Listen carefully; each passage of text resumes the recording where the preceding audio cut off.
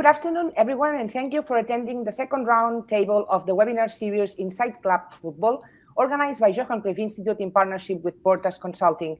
We will dedicate today's session to talk about the future of fan engagement with sport marketing experts in 3 different leagues. They are Nathalie Nénon-Zimmermann, Deputy General Manager at Olympique de Marseille, Damian Bott, Head of Marketing and Media at PSV, and Rob Miller, currently Senior Consultant at Portas and previously member of the Commercial Strategy team at Manchester United. Harry Bryan, also from Portas, will moderate the session. I would like to remind all the attendees that you can also participate in the conversation, typing your questions to our speakers in the questions tab you can see on the bottom right of your screen. And in case you cannot follow the whole session, you will receive the recording afterwards. So let's get started. Hello, guys, and good afternoon, and thank you so much for your time. Thank you very much, Gemma. Hello, everyone, and welcome to the second webinar of our series Inside Club Football, where we take you behind the scenes of some of the leading football clubs to explore the strategic decision-making that fuels on and off-pitch success. Today, as Gemma mentioned, we will be tackling one of the biggest buzzwords in the world of sports, fan engagement. I'm Harry Bryan from Portas Consulting, a global strategy consultancy dedicated to the world of sport. And I'm very happy to be joined by 3 expert panelists who have experience leading commercial functions at some of the leading clubs in Europe, making them perfectly positioned to help us better understand how clubs set about engaging fans both now and in the future. So without further ado, I'd like to allow the panel members to briefly introduce themselves. Nathalie, I'll start with you. Hello, good afternoon, everyone. I'm very happy to have the opportunity to have this conversation together. I have been in the sports industry for more than 25 years, and I've been working with all the stakeholders of the industry, from right holders to brands, including media and local authorities. My responsibilities have always been in helping my client to raise the value of the brand and to develop their revenue streams. I've been working for 12 mega events all around the world and more than 10 sports, being Olympic and non-Olympic sports. I'm now part of the Olympique de Marseille team, and I'm very happy and proud to help develop the revenues for Marseille, whether they are the traditional revenues or new revenues, making sure that we are able to engage our fan base. Brilliant. Thank you very much, Nathalie. I'll move on to you now, Damian. Yes, welcome everybody. So thanks for the invitation. So I'm head of marketing and media at PSV Eindhoven, and actually responsible for one of our strategic initiatives, which is called fan engagement.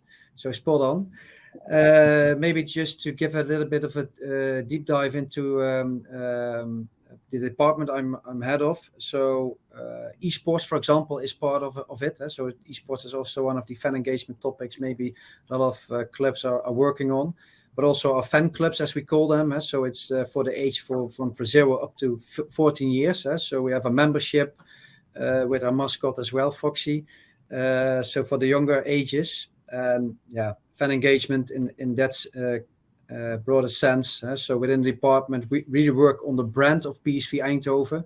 So really believe that having a strong brand will help also on the fan engagement, but also everything we do with the marketing colleagues, the communication colleagues, also stretching up to media, social media.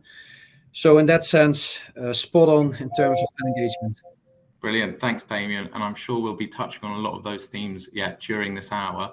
And last but not least, Rob. Yes, thank you very much all for your time today.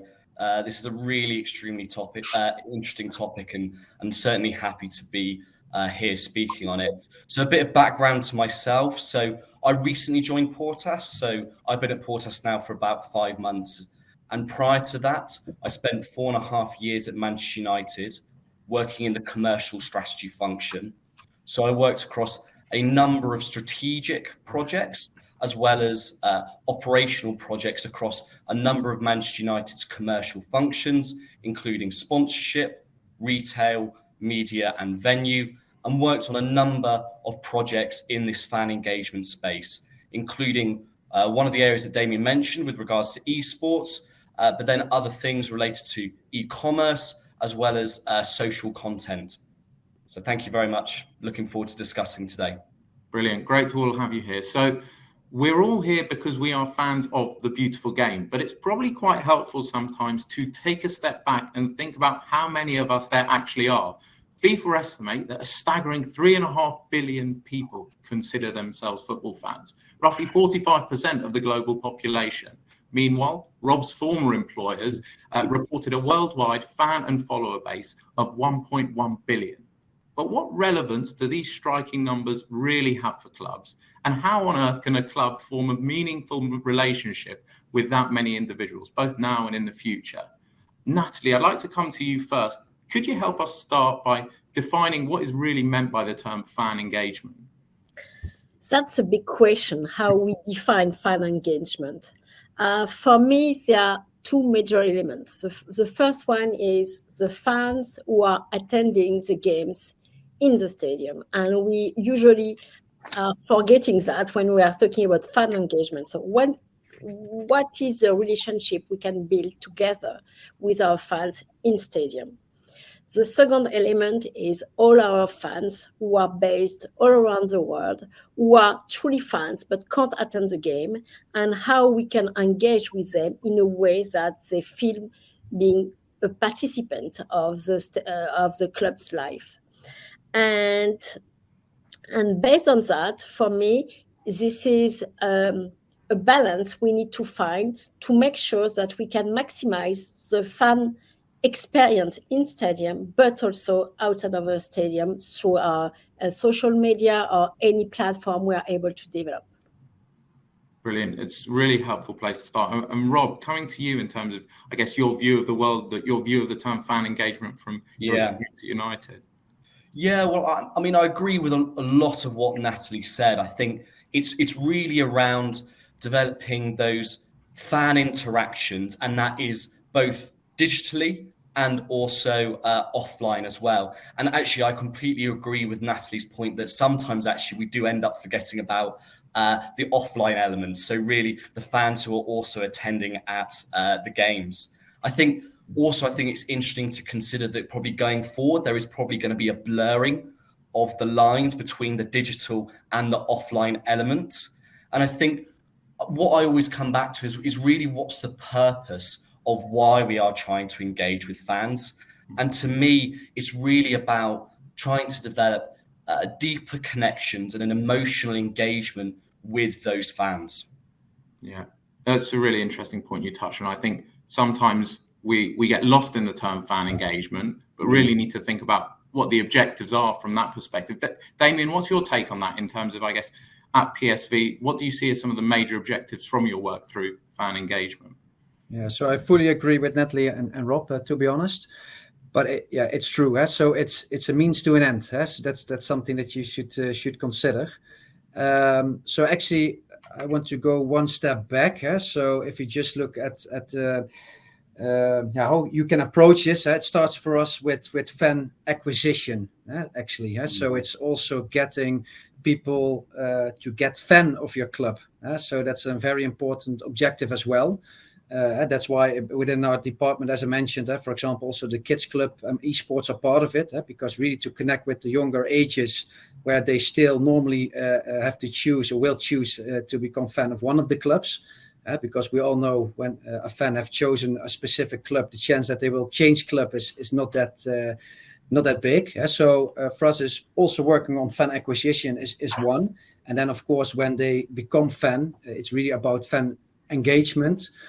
And then it's really about the involvement, the emotional connection, for sure, getting into the heart, but also in the head in the end. So one of the interesting topics as well from fan engagement. So before coming over to PSV Eindhoven, I was really working on the consumer brands. And the actually nice thing is that there's a lot of customers, and the objective was to get the customers into fans. With a football club, it's the opposite in the end. So we have a lot of fans, and one of the topics for a football club is how we can monetize that relationship and actually get customers out of the fans. But it's easy said than done, because it's really about hard work and getting the connection, the emotional connection, as Rob was mentioning, and just doing the right things for those fans. So indeed, big topic, a lot of approaches, I guess. But to me, fan acquisition is also something worth mentioning in this topic. Yeah, definitely. And I think it's quite helpful how you've laid it out in terms of that journey as a fan. Nathalie, I'd like to come to you in terms of how you prioritize your efforts across that fan journey, from the acquisition to the engagement, and all the way to, I guess, strange in the term of fans, but monetization as well. We've got a couple of tools and attached strategy with that. Like Damian said, it's all about being able to monetize those fans. And I'm happy to say, okay, at OM, we've got tens of thousands followers on the social media, but how do we monetize that, and what can we do together? So we've got a clear segmentation of our fans, whether they are digital or physical fans, and we have mapped a journey to see how we can engage with them, first of all, by selling the right ticketing at the right price, but also being able to sell additional object and products when possible. It's all about making sure that our fans feel being part of the club, being treated as the main assets of the club. For a football club like OM, it's all about being part of the story and history as such.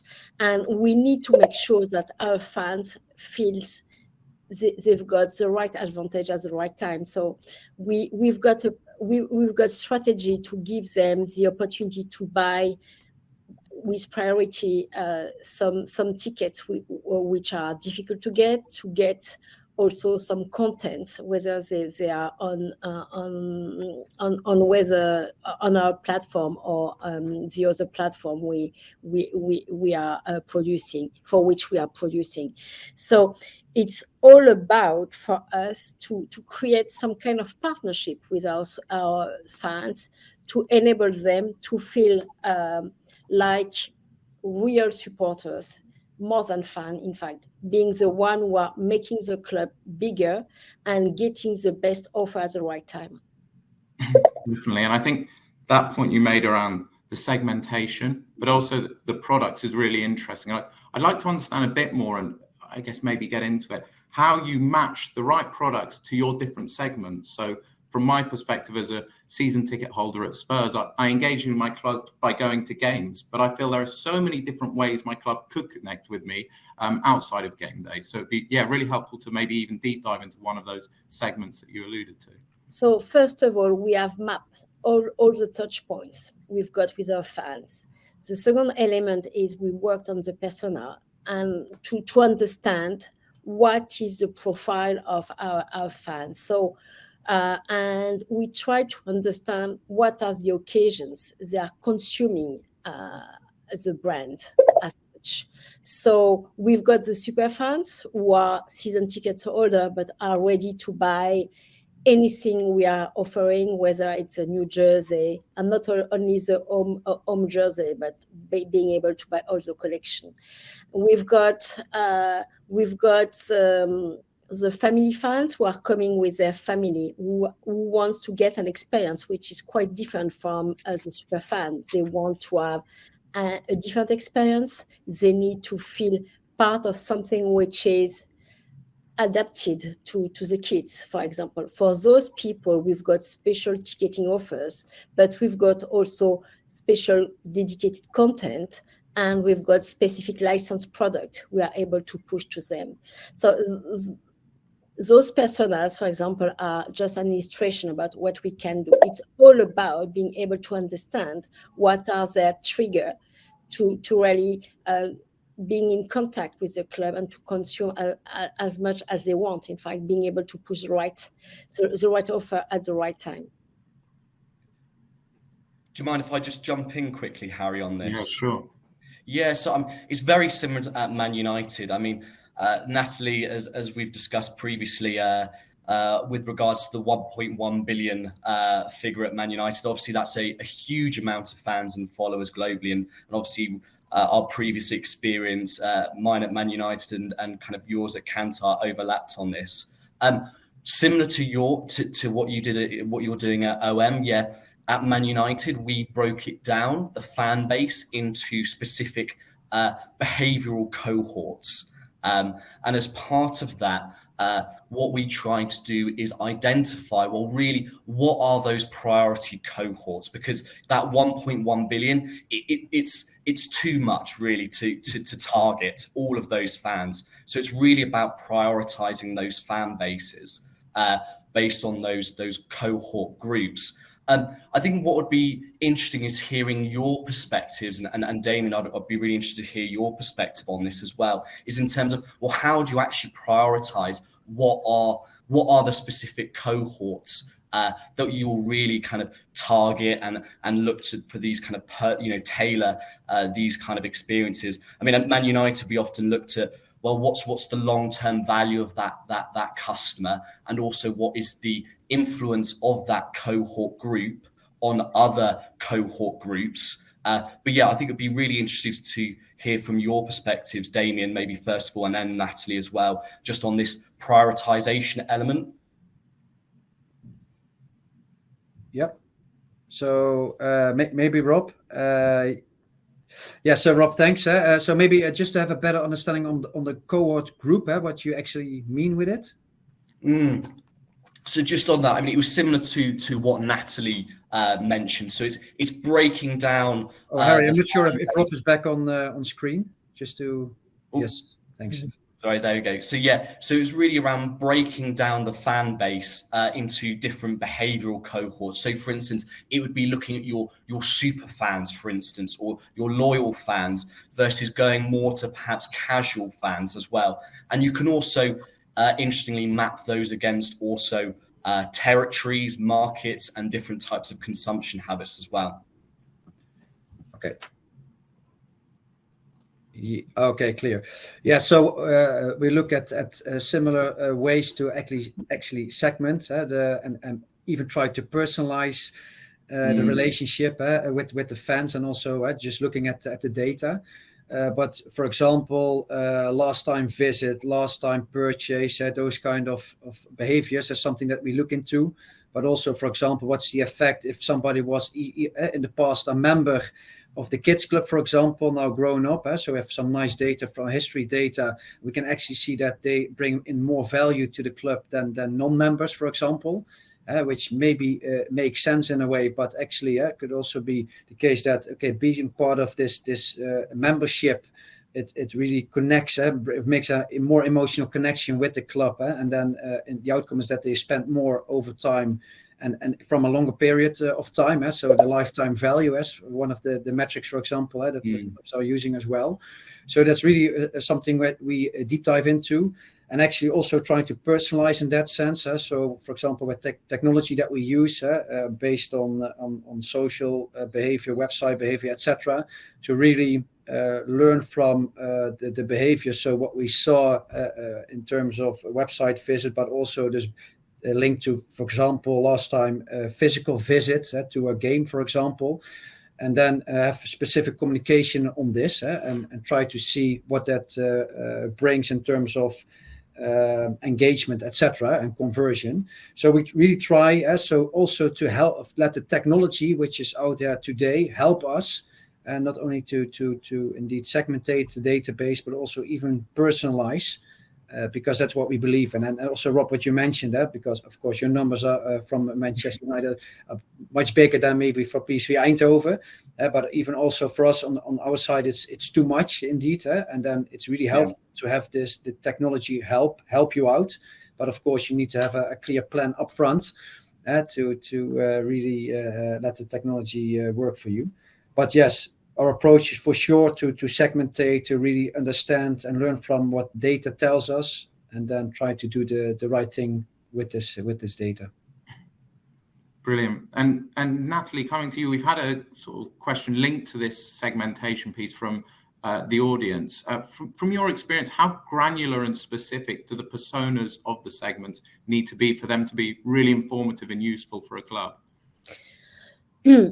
I would like to build on what Rob just said earlier. There is something which is we have been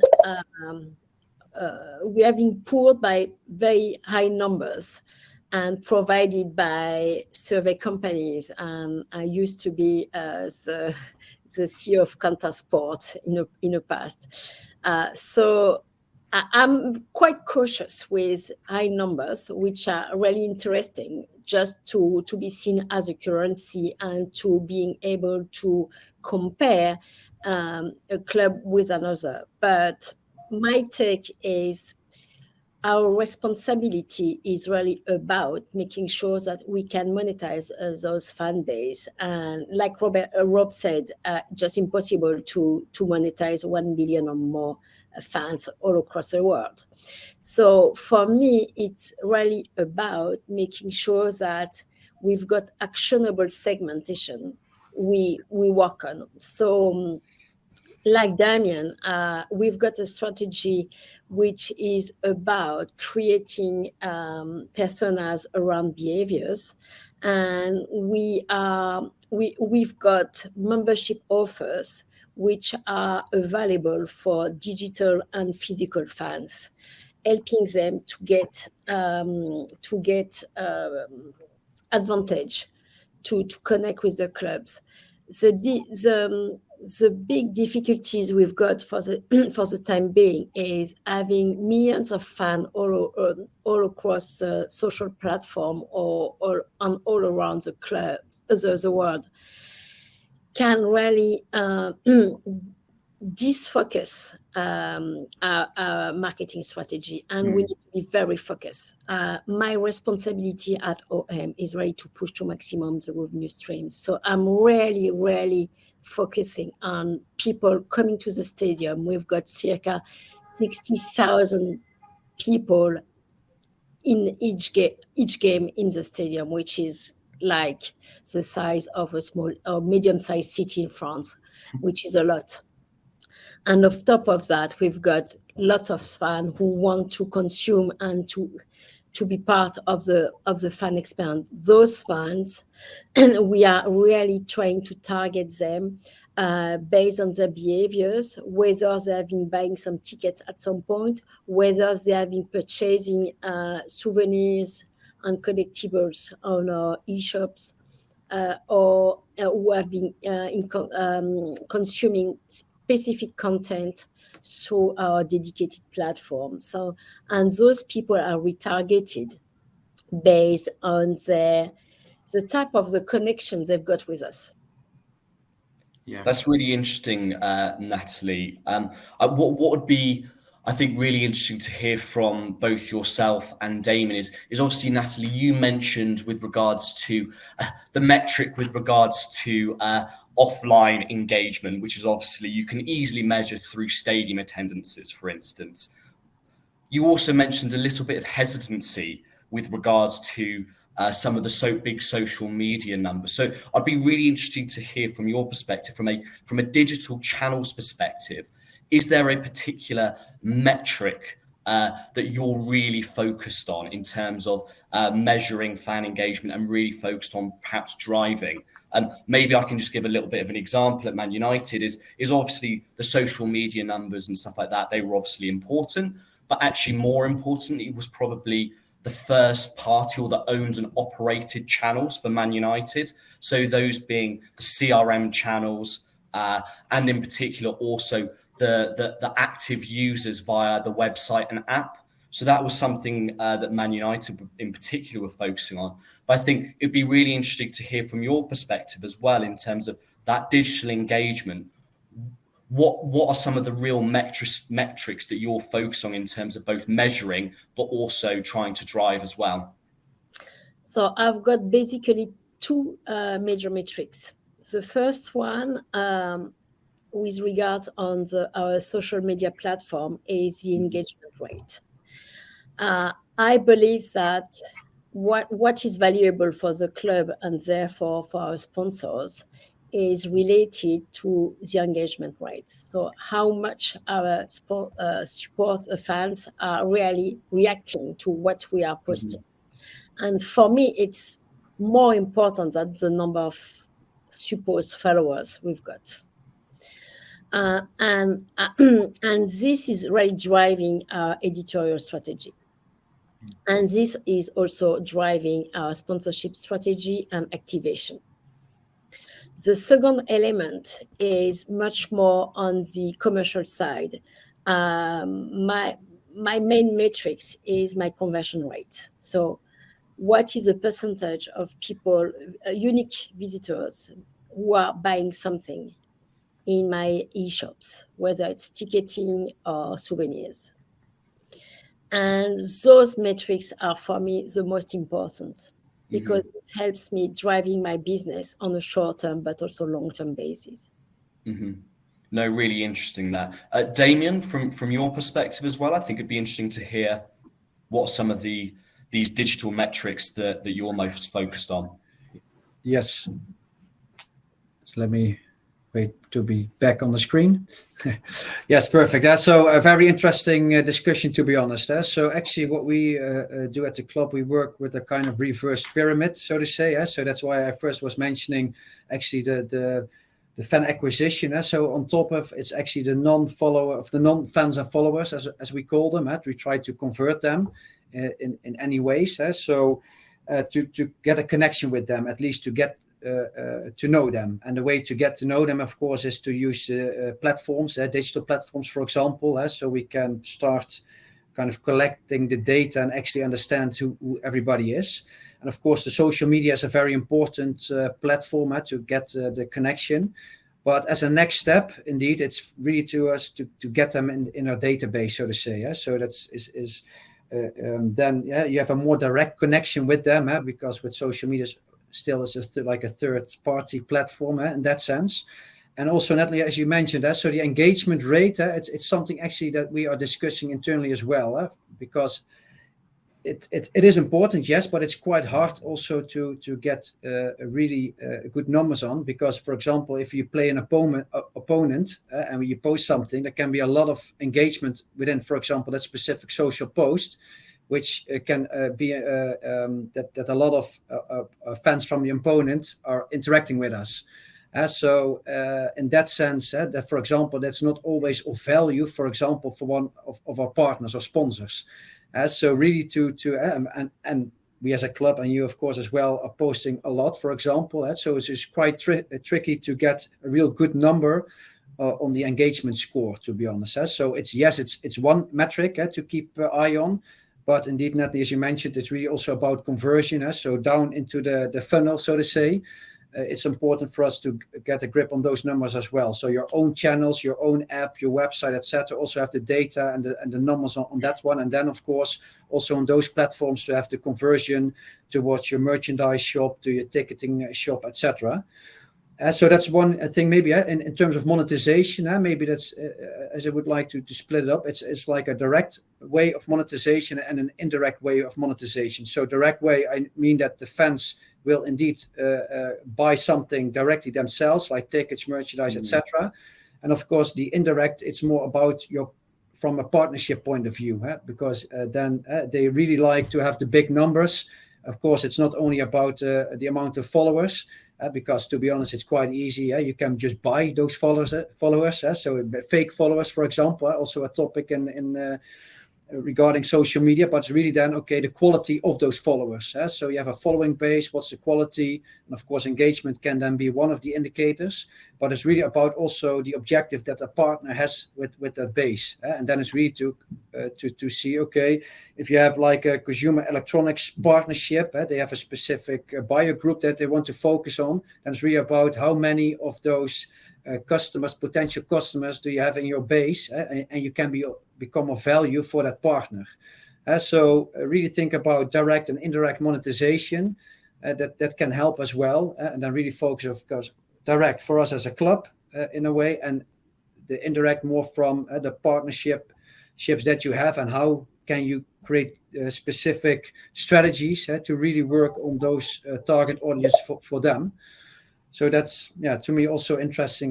Maybe also to learn and understand a bit more on your side, what your vision is on that and how you are approaching this. Definitely. I think that's a really interesting point, and one you've both mentioned from the perspective of sponsorships, partnerships. Nathalie, it'd be great to understand, I guess, from your perspective, with the increasing focus on fan engagement, the greater sophistication that we've just been detailing, what the opportunities for sponsors are in this space, and also, I guess, from the perspective of a fan, are there, I guess, developing partnerships where sponsors can play a role in really improving the fan experience, as well as just understanding, who the fans are? That's a very good question, and there is still a lot we can do. We can invent. For sure, there is a big question which is around the fact that how much a football club is a content creator, and how much we can engage with our sponsors and our fans. So we can have user fancy content generators, but we've got also sponsor content generators and creators. So I believe that technology can help us reinforcing those relationships, and we can go to different direction for that. My main concern for the time being is behind those ideas, whether they are digital or not, is how do you concretely monetize them, and what can you do? We need to face something, which is digital is not free. Content is not free to create. It costs a lot to the clubs. It costs a lot to invent, to produce, and at some point to broadcast. And when you are not using your own platform, it's very difficult to know who is following you and how you can monetize that. So there are lots of questions about OTT owned by clubs, and this is an area in which we are investigating at OM, and we are about to have something. But for me, the return on investment is not so easy to define, and we need to face the fact that all the football clubs now need to have savvy investments. And for the time being, I would say that there is no solution which is absolutely fantastic, return on investment based. Yeah, it's a really interesting trend as well, and we see clubs across Europe actually building their own content hubs and studios. I think getting into that, and when you talk about return on investment, and it goes back to our initial conversation around objectives, is it purely monetary that you're thinking about from the perspective of investments into content? How can we look at, I guess, the value to a fan from the content that you are producing? So I believe that my responsibility is about to enhance the brand value and to maximize the revenues, whatever the revenue streams are. And at OM, for example, we have been the first or one of the first football club in France to have our own TV channel, which was called OM TV. And those capabilities and capacities has been translated into digital 3 or 4 years back. And so we are being at the front foot of producing content which were at very high quality, but also being able to be broadcasting on a very wide basis. But now, what do we have to face? We have a big team of people being able to invent, produce, broadcast those content, which is absolutely great on a brand perspective. But how much this content I'm producing and broadcasting, not only on my own platform, are really helping me to help to enhance the brand value. How much those contents have an impact on my sponsorship deals. This is very difficult to value, to be honest. Very difficult. And there is a point where there is a balance to be made about how much do we need to produce and broadcast versus the impact, whether it's brand or revenue. Yeah, it's a really interesting conversation, as well as a dynamic, I suppose, of how much the club produces versus how much they can empower and facilitate fans to create the fan-generated content that really, almost could have a similar impact for the club itself. Damian, it'd be great to understand, I guess, from your perspective, thinking about the topics we've just discussed around and content, and also some of the new channels, new technologies that a club can leverage to really engage fans. Yeah, so as we all aware, of course, that is, to me, how we at least look at this, it's a new array that we are stepping in. So it's really about experiences. So that's what people expect. But also driven by new technology, of course, augmented reality, virtual reality, the metaverse, for example, which is there to come, but also all the crypto developments, blockchain, etc. So a lot of new technologies are out there in market. So that's for sure something, and we are already experimenting with these new technologies, just to have a feeling what it can do, what it can bring, how the interaction is with the fans. So, for example, we already sold an NFT in this case, like a digital piece of art. So for people who are not aware of NFTs yet, but really deep dive into this, please, because it's a very important development out there.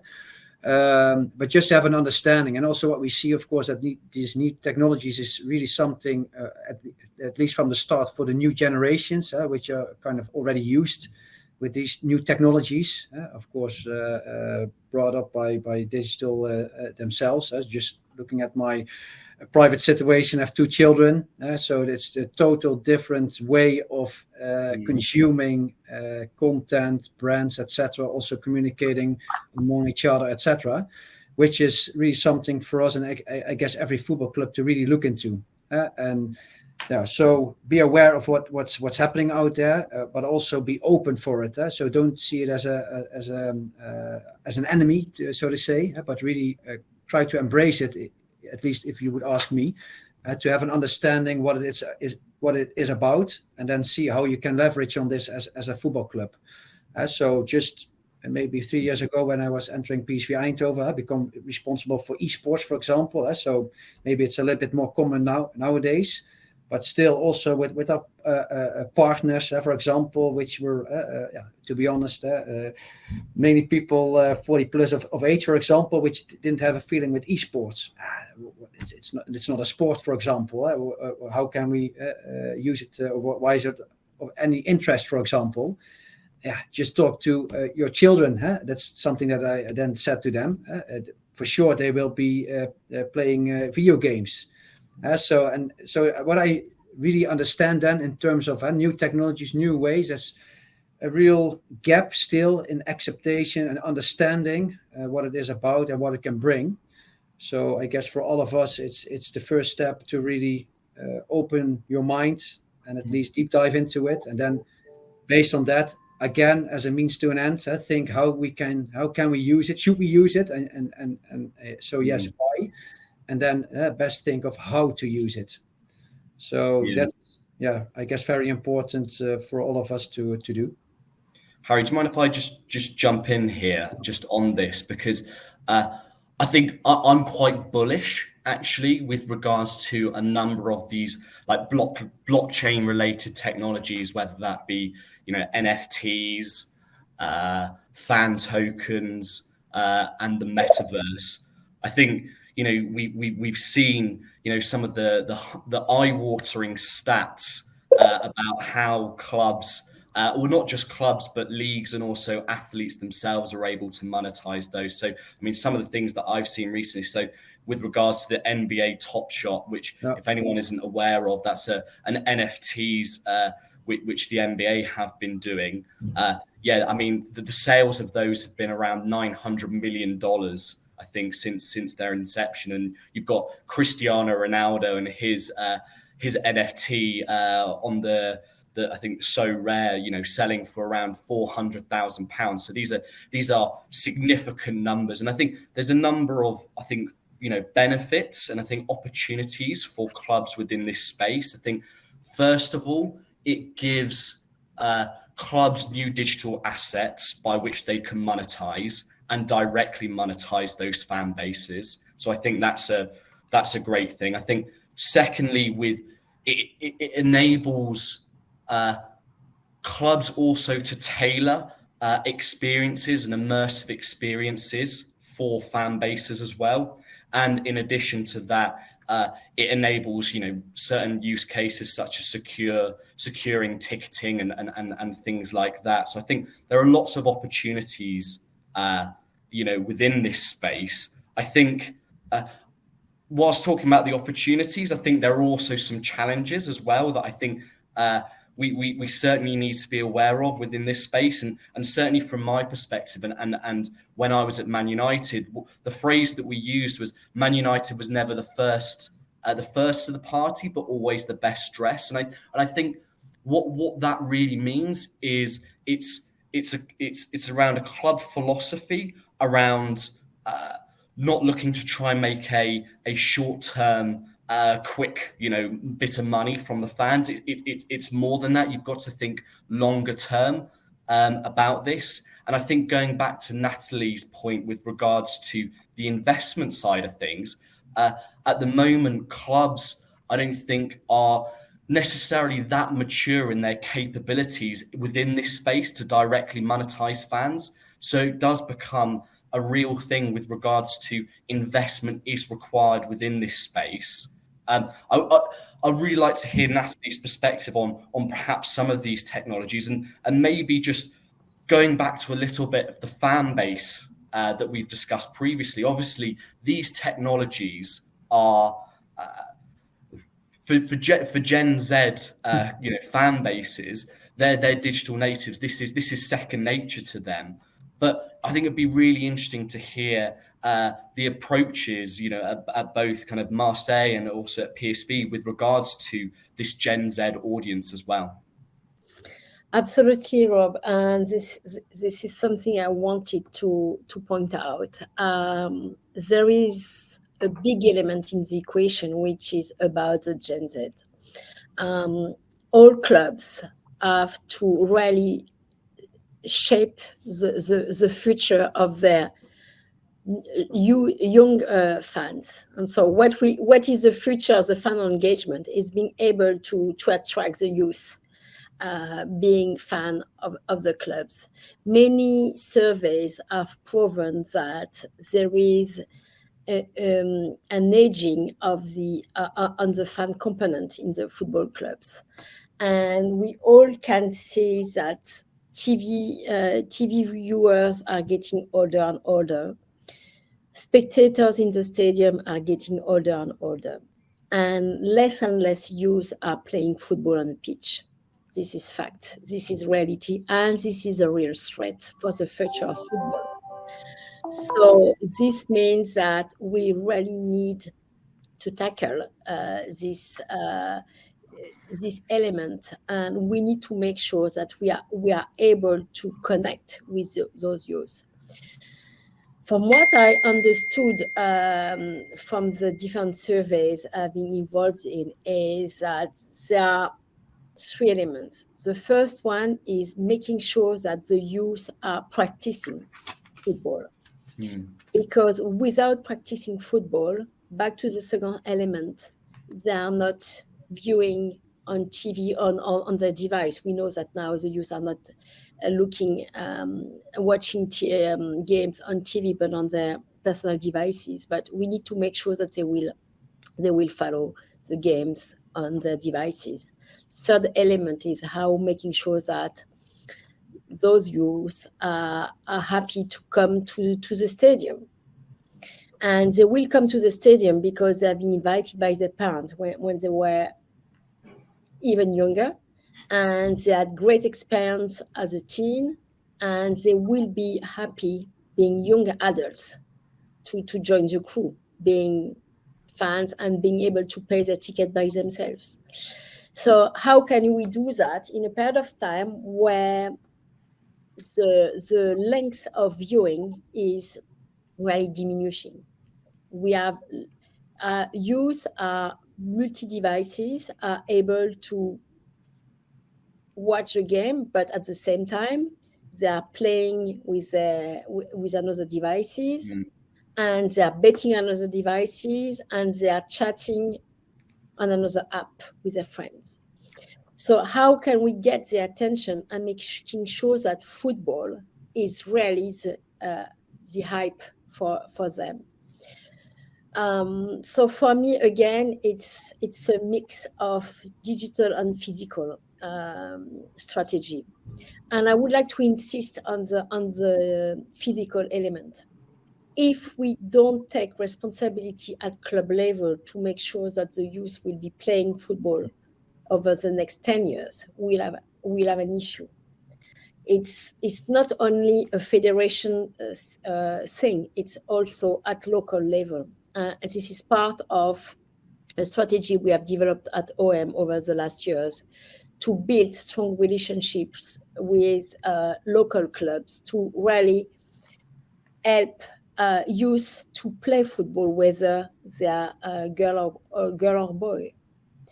We also have a strategy to attract them in the stadium, to invite them as club members, and to come with specific pricing offers with their family. And again, I think that we need to help them getting used to be interested in the club and to come to the stadium. When it's related to their engagement beyond the stadium, it's more than important for us to really investigate this digital space. And like you said, Damian or Rob, there are a lot of questions about NFTs, token, all those crypto things. So in fact, Web 3.0 and anything related to metaverse as well. For the crypto thing, big question. To be honest, there is a lot of money around that. And all clubs are looking to push to maximum the revenue streams. And I think there is no clubs who can say today they wouldn't be interested to get lots of money at once. You'd be surprised someone would say no. So it's all about how you deal with that and make sure that there is no gambling at the back of the fans. So how do you make sure that anything you are providing to your fans is fair and is sustainable? And it's really our piece of thinking. How can we offer new experience to our fan in a way that they won't never tell us, you suggest us to do something which has no value anymore. And so we are investigating the NFT landscape. Our shareholder is developing initiative in the NFT space.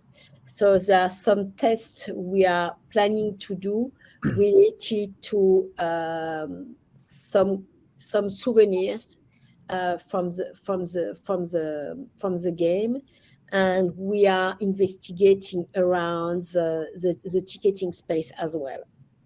So I remember when some years ago when I was going to a football World Cup or Rugby World Cup or Ryder Cup, I was so proud to get the most beautiful ticket, paper ticket, which don't exist anymore. And it was the pins in the past again. So NFTs can be the new things we can trade and monetize, and there are different aspects on that. But I strongly believe that we need really to go into the space where we are able to meet the youth, we are able to interest them with something which makes sense for them, but also being able to get this relationship to make them coming to the stadium as well. Because if we don't have any more people coming to the stadium, it will be difficult for us on all the aspects of our economy. Yeah, fully agree. And Damian, I guess it'd be nice to come to you because I've seen PSV Eindhoven are quite advanced almost in the space, both with the NFT you mentioned, but also in terms of recent sponsorship deals. How do you ensure that, I guess, these relationships are really enhancing the fan experience? And to Nathalie's point, almost innovating beyond just an NFT to make it something special to a PSV fan? Yes, so I fully agree. So as I mentioned, so the array of experiences. So it's a mix of digital and physical, and it also even indeed with the NFTs. For example, you still see by owning an NFT, you have access, for example, to a physical event, and that's brings the power of both worlds, so to say. And then maybe Harry, as you're mentioning, so in terms of partnership, so we recently won an award from the ECA in terms of the corporate partnership we have with Brainport Eindhoven. So it's actually a region marketing, so not city marketing, but region marketing in the Eindhoven area, and that's quite important. Also looking at Gen Z, for example. So one of the things we want to do with our partnership, so maybe just a quick explanation on the partnership. So on a jersey, of course, the most valuable piece of a jersey, or maybe as a partnership from a football club, it says the Brainport Eindhoven area, but behind are 6 partners who are paying for this partnership, but they're not visible on the jersey. So it's quite unique, because normally you pay big money to be visible, but they say, okay, they really have the belief to develop the region of Brainport Eindhoven. So there's some big companies behind. Philips, for example, our founder is one of them, but also ASML, which is actually the world leading chip manufacturer of the world. So very important, innovative company. But what they believe is that if we develop the region and it goes well with the region, and also, of course, the people living in the region, then it automatically goes well with us as a company. But of course, also it goes well with PSV. So we really believe in this ecosystem which is around. So then deep diving into Nathalie's case, so we have a lot of programs running with schools, with local sports clubs, etc. To normally as a football club, we think that everything is happening in the stadium. So we expect people to come over to the stadium. But actually, our mindset is also to go out in the region and to be visible in the region. So with our programs to really become impactful. And then, of course, if you look at Gen Z, and really, we have to trigger the interest of this new generation also in football itself. And we believe in this partnership, going to schools and football clubs with specific programs, which can be just on vitality, just to support the sport activities, but also on the educational part. Because Brainport Eindhoven is a region of many high-tech and innovative companies. So having children in education of technology jobs for the future is very important. So together with them, we have specific programs on that at schools.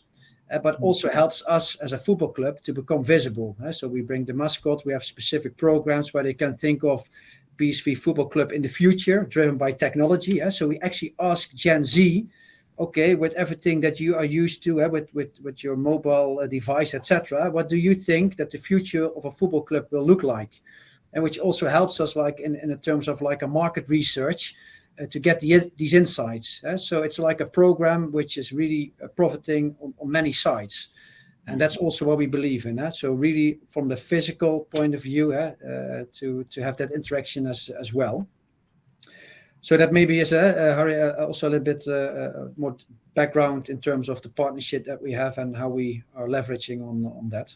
Yeah, definitely. And I think the point you made at the end in terms of thinking about and asking fans what they see the future of their relationship with a club being is probably a nice place when I look at the time to round it off. Nathalie, I'd love to come to you in terms of thinking about almost my experiences with my club, my relationships now, and perhaps what they look like in 10 years' time. What do you see being some of those fundamental changes that will both enhance my experience and deepen my relationship with a club? Big question. Yeah, big question with not much time. I believe that lots will be related to digital. My strategy is really about building new digital assets and digitalizing all our commercial transaction. So I strongly believe that for the near future, football clubs will need to really build new digital assets they will own in order to create some experience which are really different from what the other clubs are delivering. But there is also another element into that, which is, in my opinion, the relationship of the club with its local territories. A football club like Marseille is really linked to the city. We've got 1/8 of the population coming every week, every weekend to the stadium. It's a lot. It's really a lot. And we've got all ages, all social demographics classes, and people coming from various perspectives. And the footprint of the club goes much beyond the city or the department. We used to say that we are the more popular football club in France, being really rooted in the territory. And I strongly believe that if we want to deepen our relationships with our fans, we need to really have actions and real actions, sustainable actions, rooted in the city life. So that's the reason why I'm really working on various initiatives to make sure that we'll have an impact on the inhabitants and beyond. So what can we do to help our supporters to get an education? How can we help our fans to get a job?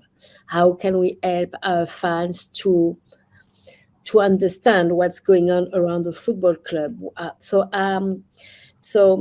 there is at some point a CSR component on that. I think that if football clubs are not getting back to the community, their link with the fans will be fading. And we can do a lot on digital, but football is not a usual entertainment opportunity. It's much more than that. The emotional component of a football club is really about the heritage and the history of the club and the relationship with the players and the result and so on. And at some point, I would like us to recognize that football club is still something very popular, in which the physical element is very important. So that's the reason why I was saying, okay, it's a big question, because it's really a mixture of how do we engage and really, when I say engage, is what do we really do for the community as such? How do we give back to the fans beyond monetizing the fan base? And then what can we share to them at a broader level? Yeah, brilliant. No, it was a very big question for 5 minutes, but your answer, Nathalie, really reassured me as well, actually, because I think with the increasing conversation around monetization, digitalization, just keeping front of mind that clubs are rooted in their communities, and that's what makes football clubs so unique and so popular is quite a nice way to round off this discussion. So I'd like to thank Damian, Nathalie, Rob for your time. I've really enjoyed the discussion. I hope everyone listening has too and has taken something from this. And Gemma, I'll hand back to you now just to close the session. Thank you. Yeah, thank you, Harry. Thank you, Thank you very much, Nathalie, Rob, and Damian. Especially, I want to thank you for being so clear and open about your strategies, from which I think we all can learn. And I hope it has been also interesting for you guys to hear what your colleagues are doing on this field. So, yeah, on behalf of Johan Cruyff Institute and Portas Consulting, I want to thank everyone for attending the session. As usual, it has been a pleasure to see so many people connected from all over the world. So thank you for that. And as I mentioned before, you will soon receive a link with the webinar recording, so you will be able to watch the session again if you like. We invite you to stay connected because we will be back next month with another topic. We hope will also be of your interest. So keep an eye on to our social media channels where you will find all the details. Thanks again for everything.